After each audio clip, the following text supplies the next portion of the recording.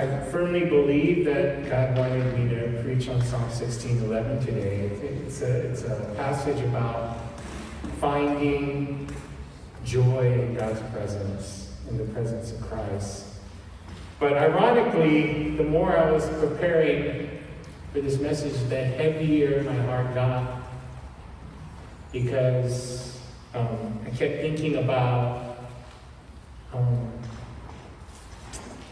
all my nieces and nephews, all the members of my family, and others of the younger generation, many who are agnostic, who no longer follow God. Many who have been raised in the church, but somehow, instead of the beauty of Christ in the church, they saw a lot of pain, a lot of betrayal, a lot of ugliness, and made a choice to not be a part. And I really believe that that choice was made because of a lie. And the whole purpose of the sermon is to reveal that lie and to really challenge all of us to re-examine what we really believe, what we're really living for, and what will really bring us that true joy. If you think about it, all of us, if we're really honest with ourselves, we make every single decision in life based on what we think will bring us more joy. Is that not true? When you're buying a car, you're thinking, well, there's a red one here and a white one here. Which one am I going to, it's going to bring me more joy? Which one is going to make me smile when I look at it in the morning when I'm trying to work? You'll pick the one that you think will bring you more joy. When you're thinking about buying something and you're contemplating, should I save my money or should I buy? You're weighing the balance. Which one is going to bring me more joy? Even in delayed gratification, if you choose to save and not buy now and save to buy something later, you're thinking, I'm going to have more joy if I save my money now, not spend it on this, and I get something else later, which is going to make me happier. If you're a student, you're thinking, oh, should I go out with my friends or study for my finals? Or study for when the APs are over now, I think, aren't they? Or are there still some there? What should I do? You're really contemplating. You may want to go out with your friends, but some of you are thinking, well, if I study for my APs and get into a better college, I'll be happier later. So I'm not going to do what I want to do now so I can have more joy later in life. If you're thinking about majors, should I be an engineer or should I major in sociology? If I major in engineering, my life will be a lot more study, a lot more labs. I won't be able to hang out with my friends. If I have sociology, I might have more free time to hang out with friends and do this and that. But at the end, my job opportunities will probably be better if I choose it. So we're always balancing, and what we're balancing and what we're deciding to make our decision on is what's going to make me happier.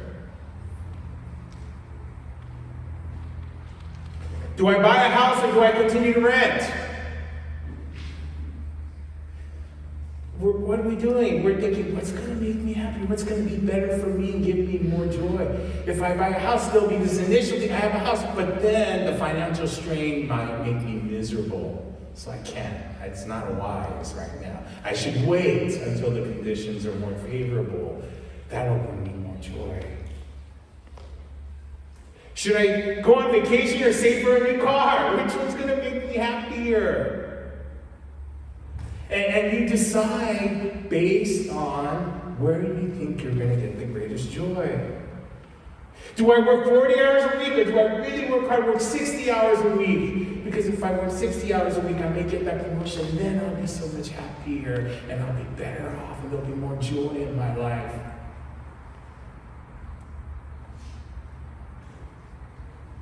Do I go to church or do I develop the sports potential of my child and go to all the clubs? And you make that decision based on what you think will make you happier.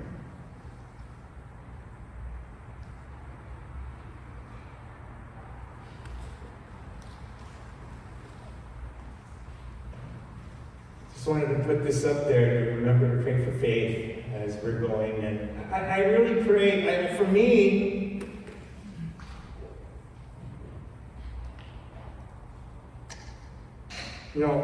I just took my first family overseas vacation ever just recently. Because I always thought, because of what I experienced when I was an 18-year-old, I always thought, man, I'm going to have more joy if I go on this mission trip. So I always took my family along on short-term mission trips, and we traveled to a lot of places. But I really honestly believe that's going to be the greatest joy for my kids and for me. So it never made sense to just spend all this money going on vacation just when you could be having a lot of joy doing things you know.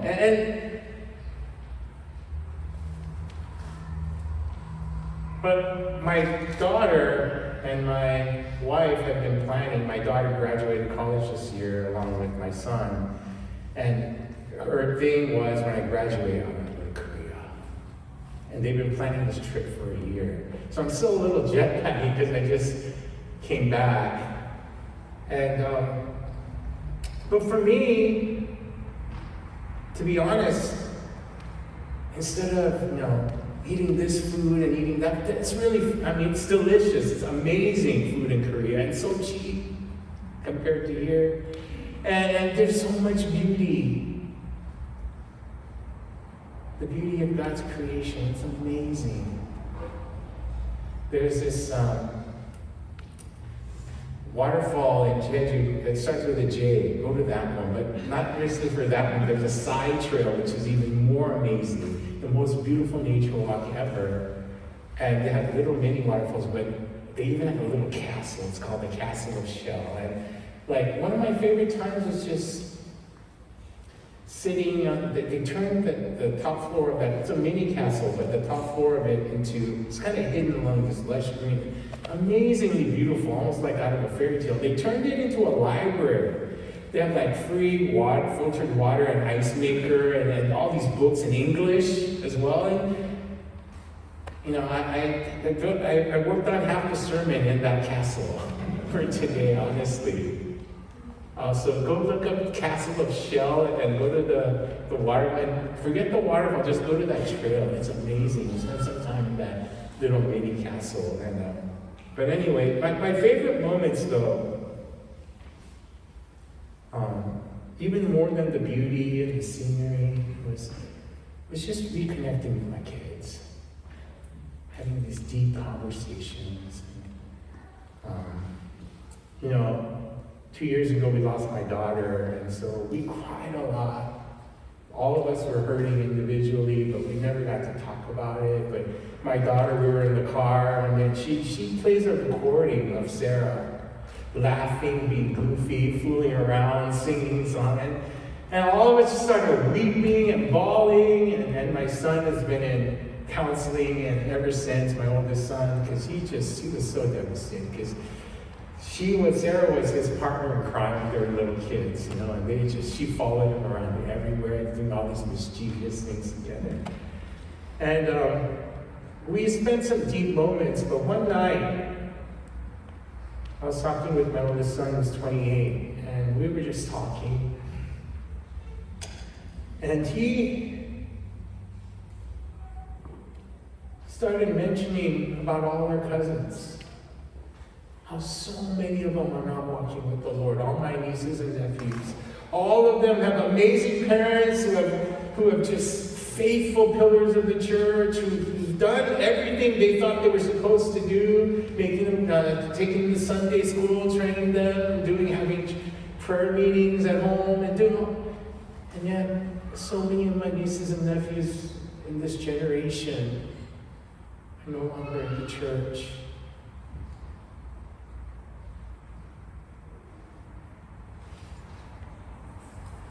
And we were talking about that, and we were thinking, I'm going on a mission trip to Mongolia, but So many of my relatives, so many of my family, they don't know the Lord, or they've walked away from the Lord. And my heart became so heavy.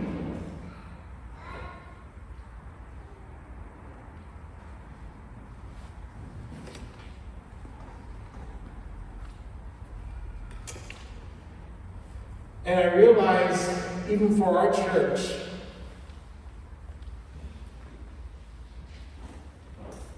I know some of you parents, you are blessed because your children are walking with the Lord. But that's not all of us. What about our children? What about their faith? Because one of the best institutions to create an agnostic is our college universities these days. There aren't many that make it out of prestigious colleges who keep their faith intact.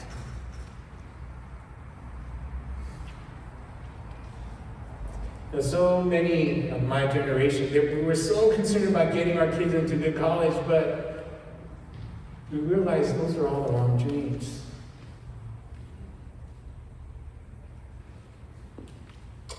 And as I was thinking about even my old church and all my other friends who are so faithful to the Lord, and yet their kids are just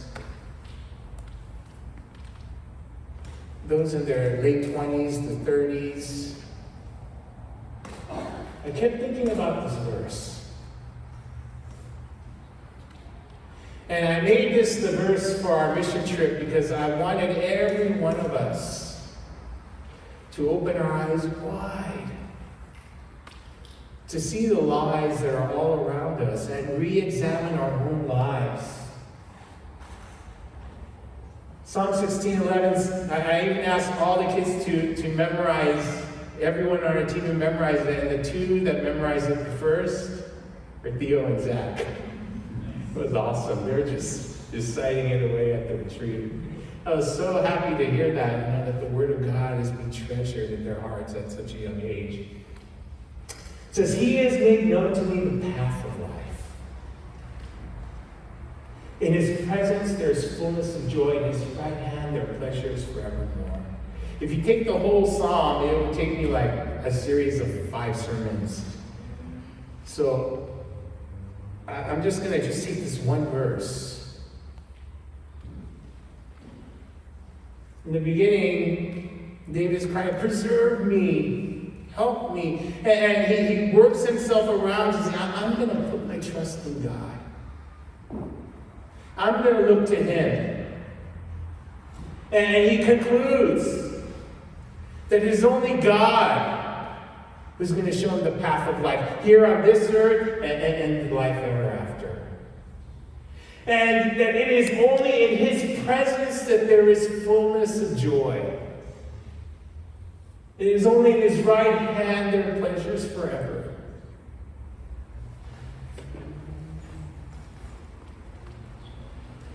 The verse that terrifies me the most, it's not the verses in Revelation about judgment and plagues and all the other stuff. It's this verse right here. The verse that terrifies me most is Matthew 7, where it says, not everyone who says to me, Lord, Lord, will enter the kingdom of heaven, but he who does the will of my Father who is in heaven will enter. Many will say to me on that day, Lord, Lord, did we not prophesy in your name, and in your name cast out demons, and in your name perform many miracles? And then I will declare to them, I never knew you. Depart from me, you who practice lawlessness. What? Now think about the people in the church who would prophesy, cast out demons, and do miracles. These are the leaders. These are the pastors, the deacons, and the elders, the ones who are going on the mission trips. The one who's leading all the outreach ministries.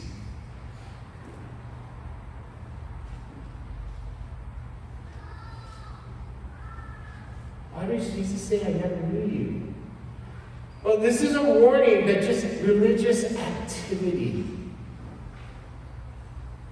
That there can be, and especially in affluent countries here in the West, a Christianity without Christ.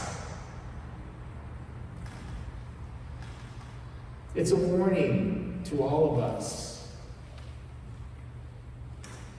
Where are we putting our hope and our treasure and our trust and our faith in, really? Where are we seeking for our true joy?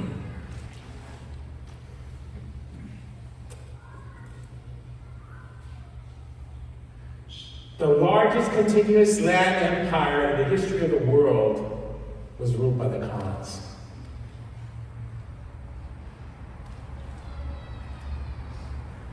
A lot of people may think, oh, it's the Roman Empire, isn't it? No, the Roman Empire only had 2.5 million square miles. The Khans had 9 million square miles, over 3 times as much as bigger than the Roman Empire. It was a vast nation. And part of their genius was when they conquered, they didn't go kill everybody. Actually, a lot of nations. Genghis Khan, his history is, his mom was the only one he ever had, and they outcasted her, and he had to fend for himself in his grave. And when he became ruler, he actually had an incredible respect for women, far above than that of any other nation at that time. And not only that, he was one of the first rulers to institute freedom of religion. And not only that, his kingdom grew so vast because when he conquered, a lot of people said they knew that the life under the Mongol rule would be better than the life under their current rule. And they freely even invited the Mongols to come take them over.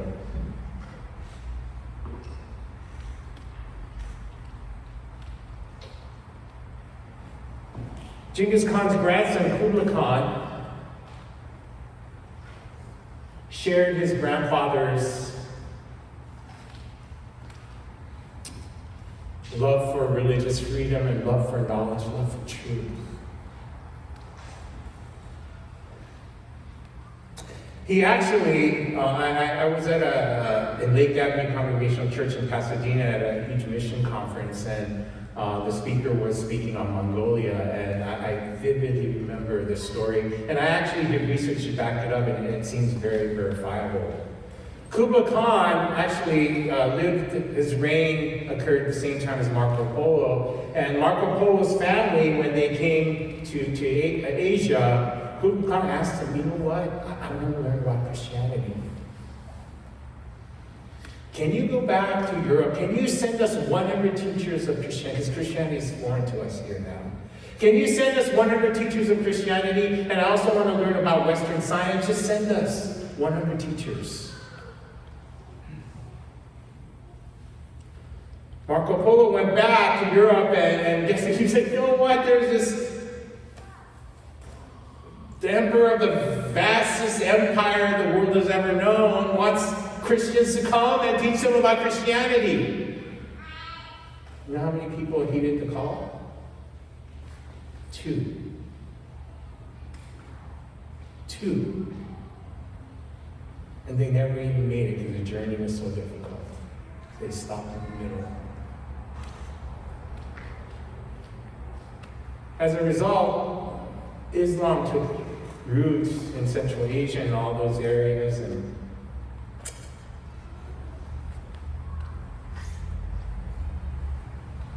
in addition to being deeply moved by Pastor Batra's testimony about the Jesus film, I was also deeply burdened by what he shared about the church in Mongolia. You know, going back to the Jesus film, think about what Lumi is, when Pastor Batra shared about when he first heard about who Jesus was, and started learning about his character and how he loved and how he sacrificed, how he gave his life, and how he resurrected. He was swept away by the person of Jesus and the beauty of who Jesus was. And I remember once feeling like that. But after all these decades, where is that love? Is it still there? But then he started talking about Mongolia, and I was shocked, but not really. In 2020, there's supposed to be 40,000 Christians. That's not a large number in Mongolia. Then, according to the survey of the churches, in 4 short years, it's almost half. 100 churches disappeared. All the other churches are also shrinking. Population of church-going Christians, at least, is half almost. 4 years.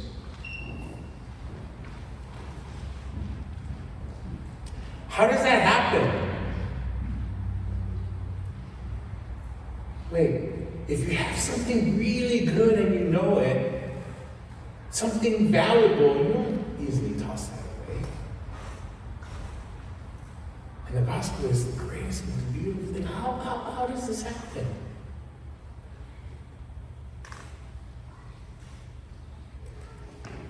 Well, I thought long and hard because Mongolia is a lot like Kyrgyzstan. I spent 10 years as a missionary in Kyrgyzstan. It's almost like identical because the Mongols conquered Kyrgyz, so the Kyrgyz and Mongolians, they look exactly the same. They're both nomadic herdsmen. Their whole life revolves around horses and raising animals. They were both taken over by the USSR and became communist countries. They were both stripped of all belief in religion, indoctrinated in communist education camps. And when the Soviet Union broke up, they both went into absolute poverty. In Kyrgyzstan, I still remember when I first got there, so many people had left that you could buy a house for $5,000, and even that they weren't selling. So they were tearing apart the bricks and selling brick individually, piece by piece. They were so poor, they were tearing tree barks off the tree and putting a little bit of flour and mixing the tree bark with the flour and trying to make bread, which they call black bread. And people were literally starving. And when missionaries first came there after the collapse of the Soviet Union, honestly, a lot of us didn't know what to do because there's so much people in such poverty. We just try to help them, and as a result,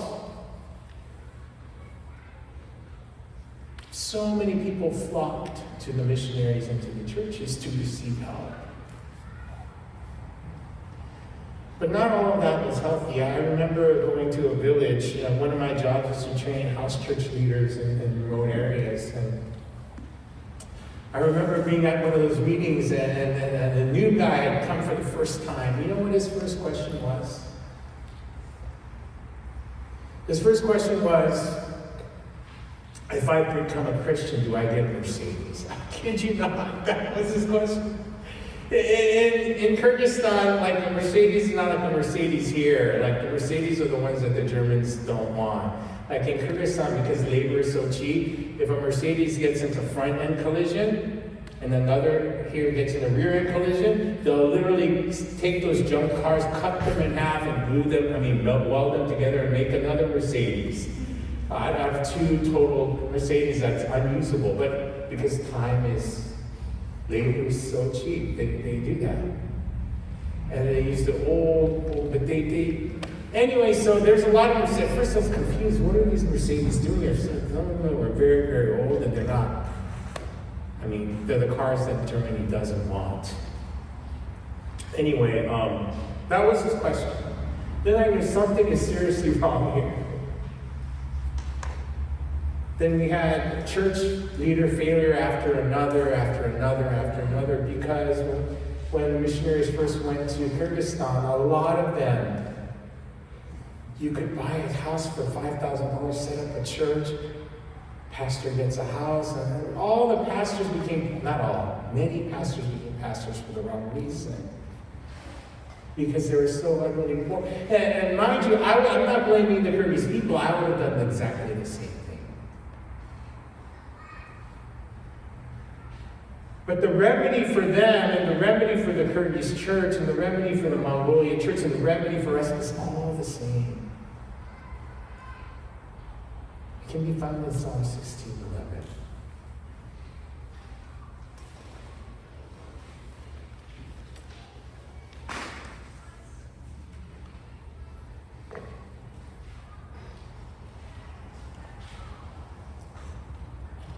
What happened to Mongolia?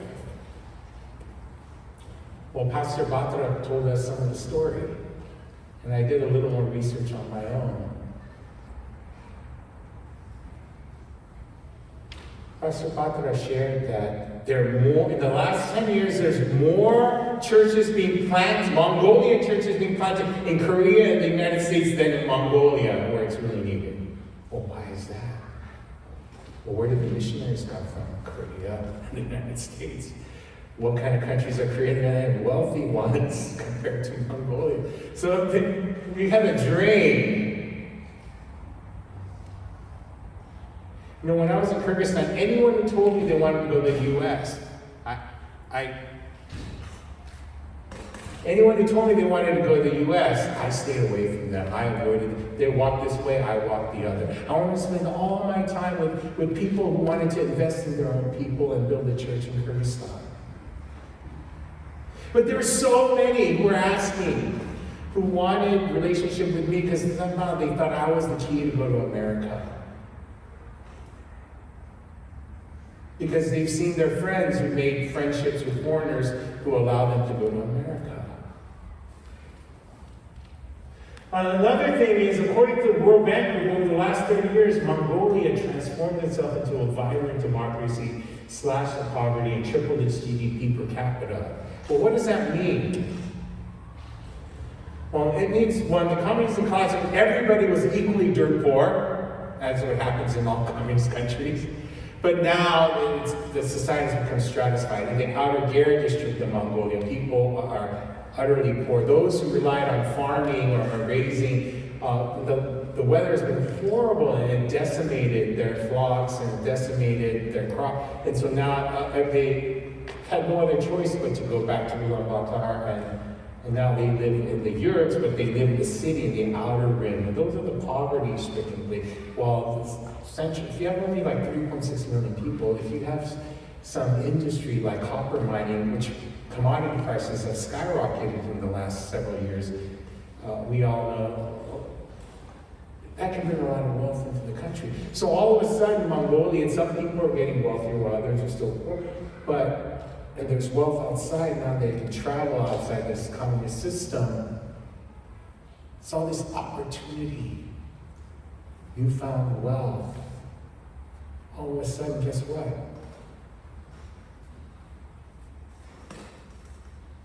I don't need churches anymore. I don't need, I can make my own living.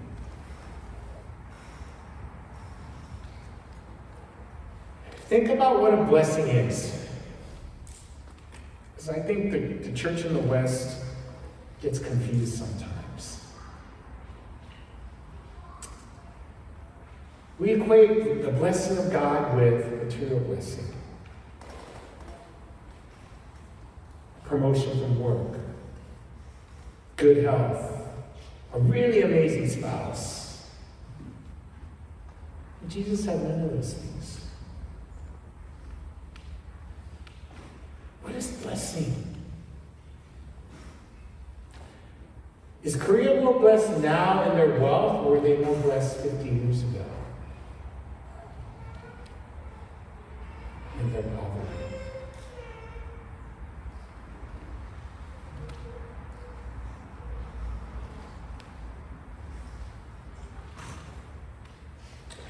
If you look at these maps, since the 1900s, most of the wealth has been in the northern part.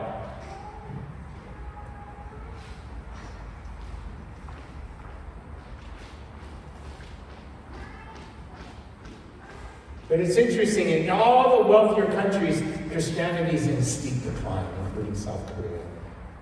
Those mega churches you heard about in Korea, that's history. They're all filled with old people now. The young people don't want to touch it with a 10-foot pole. They've seen what it's like in those churches, and they don't want any part of it. And when I talk to my friends, they talk about how Korea used to, the tiny little country of Korea used to be the second largest mission sending agency in the world, second only after the US. And there used to be these huge mission gatherings of young people, and my friends who are missionaries from Korea, they talk about those gatherings when they were young, and they talk about them now. They're empty. They can't gather people. The large churches, all the young people have left. It's all the old people left. Why?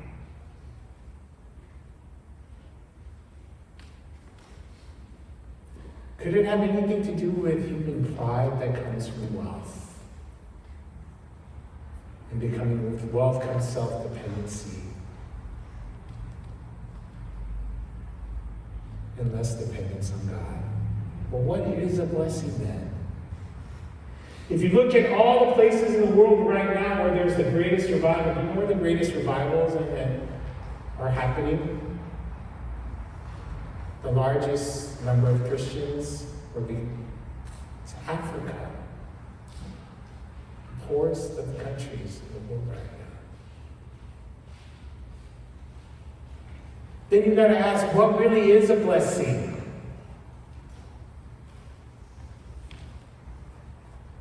No, I'm so glad that Pastor Peter is preaching on all the characteristics of God. You know, when I was in college, I got a book from a mentor of mine. It's Knowledge of the Holy by A.W. Tozer, and he told me to read it. And to be honest with you, man, it was not a book that I was normally accustomed to reading. It was so theological, talking about all of God's attributes and all. I kind of thought, how is this going to help me right now?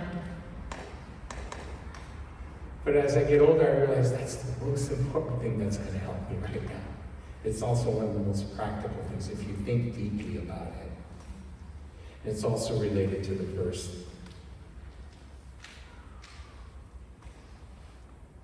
Now, Tozer also says, it's doubtful whether God can bless a man greatly until he has hurt him deeply. I wanted to make sure I had that quote exactly, so I Googled it because I remembered part of the quote, but I wasn't sure if it was real. So I Googled it, and you know what? I found a Facebook page with this quote, and everyone was scratching their head. How could this be possible? This is and I thought, wow, this is great that people are struggling over this, because we need to be struggling over this. It's not that God wants to hurt us. It's that sometimes, because we're so sinful and so full of pride, it is only pain or something really difficult for us that humbles us enough and draws us back to God. Question, what is blessing? I hope I can tie all these thoughts in. I asked the question earlier, is Korea more blessed 50 years ago, or are they more blessed now? As they're a top-tier economy in the world, right?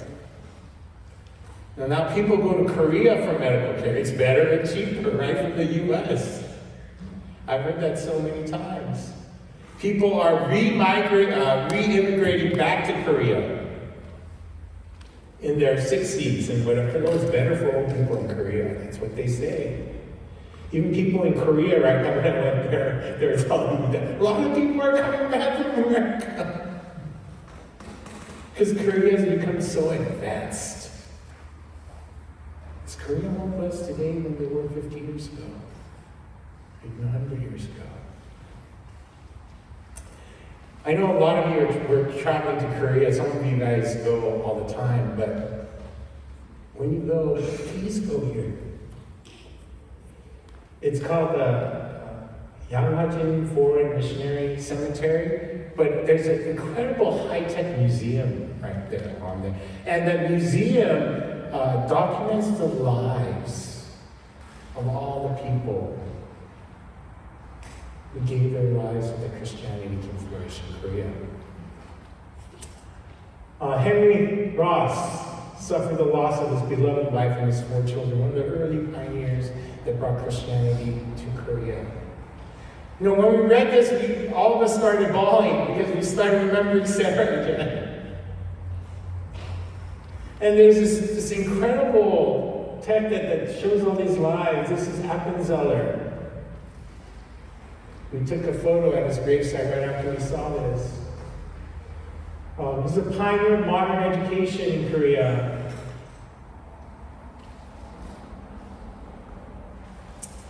And he died at the age of 44, bringing the gospel to Korea in a shipwreck, going from one place to another to take the gospel.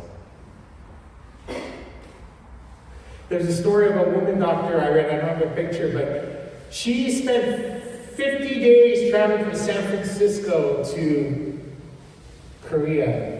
And there where she established women's medical training and education, training of the medical community. You give her entire life.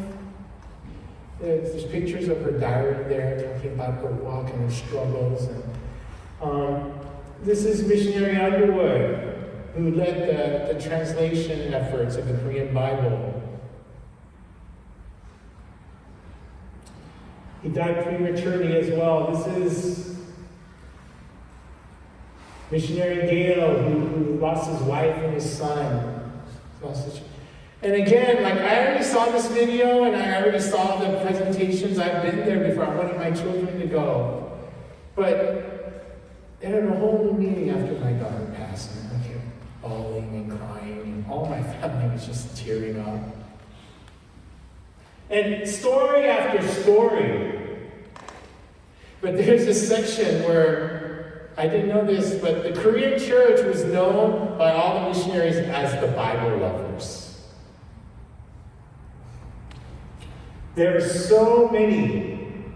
I have a picture, a painting of a Bible woman. She's carrying her Bible in her hanbok and tattered shoes, and she has nothing, carrying a rice sack. These women would travel hundreds of miles on foot, carrying their own food on their backs or their heads, and just with one tattered Bible, sharing the gospel all across Korea. This incredible strength of these Bible women, documented.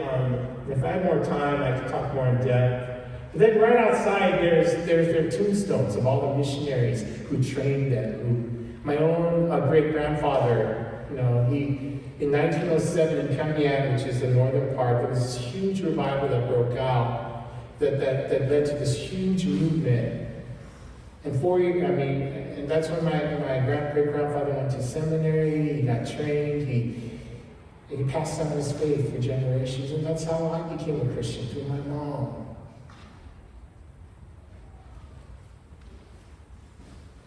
You've all heard this story, right?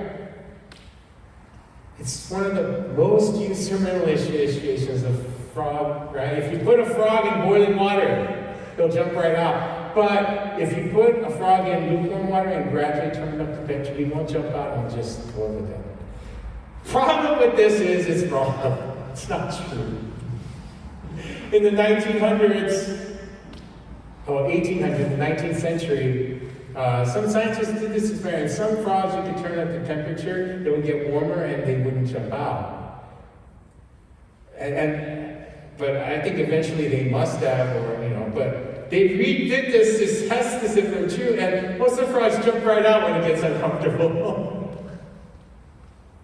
George Barna wrote a book, The Frog in the Kettle, not long ago, which every pastor consumed. And however, although this frog story, the frogs may actually jump out, the story is so true. When danger in the Christian's life is introduced ever so subtly, we succumb to it without realizing how dangerous it really is. Now think about all our addictions, right? It doesn't start with boom. It starts with the little things. Oh, this entices you, that, and I guess that's okay, that's not too bad. But then once you're there, the next step is a little easier, and pretty soon, just a subtle, gradual introduction of danger in our lives, we find ourselves living for something other than Christ. We find ourselves in a cultural Christianity without Christ. What's the solution? Psalm 16:11. In his presence there's fullness of joy, in his right hand there's pleasures forevermore. Do you believe that? We've been lied to about who God is, lied about his intentions for you and his commands for you. We say his commands are are odious. They're going to keep you from having joy. If you follow God, I can't follow God now. I got to do it later when I'm old, because if I follow God now, I won't be able to do this. I won't be able to do that. I won't be able to.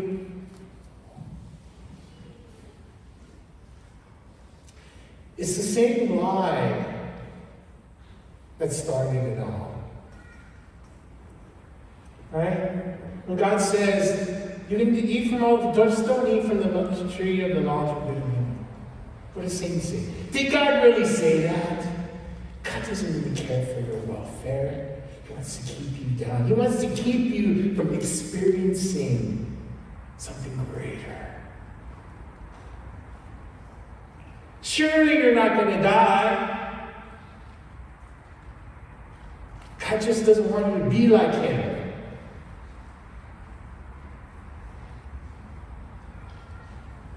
And the three temptations, right? Oh, does God really? Then she saw it was good for food. The lust of the flesh. They saw it was delight for the eyes. The lust of the eyes. Desire to make them wise. A boastful pride of life. The same old trick Satan's been using throughout the centuries. I know I'm going on. I'm sorry. I'm almost done. Hang with me for a little longer. Understand that you've been lied to. Decide that you're no longer going to believe the lie. And begin the life that you've been created to live. In fullness of joy in his presence. Central truth. You've been lied to about what will make you happy. The pursuit of Christ and his presence is a pursuit of joy. Understanding this is the beginning of the fullness of joy. Some of you, I'll end with this. Some of you are old enough to have seen the movie Chariots of Fire. It's a story about Eric Liddell in the 1924 Olympics in Paris. Eric Liddell and his sister Jenny were both devout Christians. And Eric had committed himself to become a missionary to China. But Eric was also unusually fast, so he began training for the Olympics. And Jenny got a little concerned. Hey, Eric, you're spending so much time with this running stuff. What about your commitment to go to China? How many brother-sister conversations are like that these days, you know?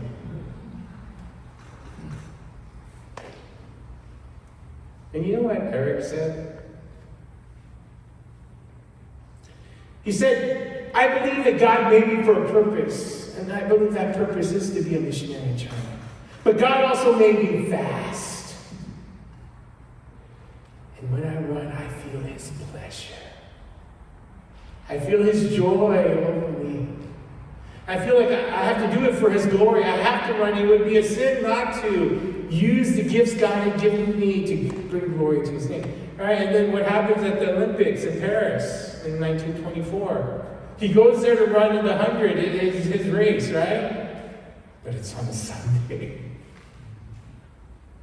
So what does he do? He decides not to run the race because his whole point of running the race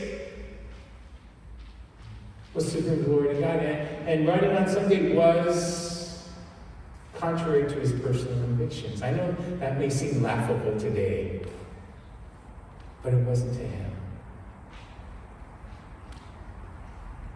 And so he decided, well, the 400 is not on a Sunday, so he participated in the 400. He won the gold. Contrast that to another man named Harold Abrams in the movie, where his whole goal was like, I gotta be somebody. I gotta win to make myself, to prove to the world that I'm somebody, and I have 10 seconds to do it. And if I don't win, then I'm nothing.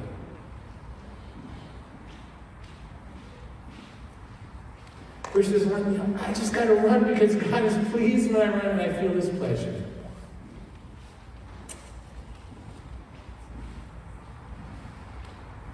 Eric Liddell after he won his gold in 400, went to be a missionary in China. And he died in the World War II Japanese internment camp when the Japanese took over China. He died in jail. But his life is a testimony. He's a hero of faith. Let's go to God in prayer.